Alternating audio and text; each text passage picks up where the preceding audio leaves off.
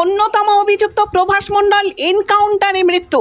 Police সূত্রে জানা যায়, ঘটনার পুনর্নির্মাণ করার জন্য তাকে নিয়ে ঘটনাস্থলে যাবার পরেই প্রভাস পুলিশের বন্দুক ছিনিয়ে নিয়ে গুলি চালানোর চেষ্টা করে এবং পালানোর চেষ্টা করে।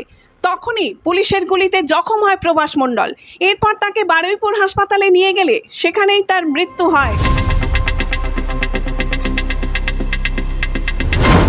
বারুইপুর থানার অন্তর্গত সূর্যপুরে নাবালিকা খুনের ঘটনায় প্রভাস মণ্ডলকে সাথে নিয়ে স্থানীয় একটি পুকুর থেকে নাবালিকার দেহ উদ্ধার হয়।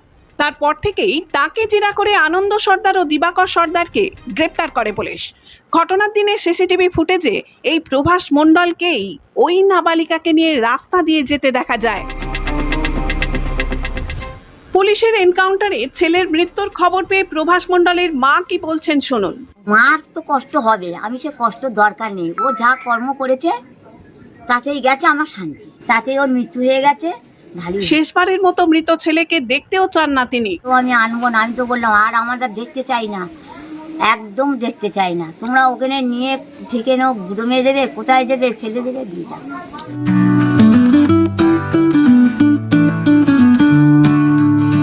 সপ্তাহের প্রতিদিন চোখের ডাক্তার মানে জয়নগর রথ কালার আইশেফ আইশেফ আইশেফ।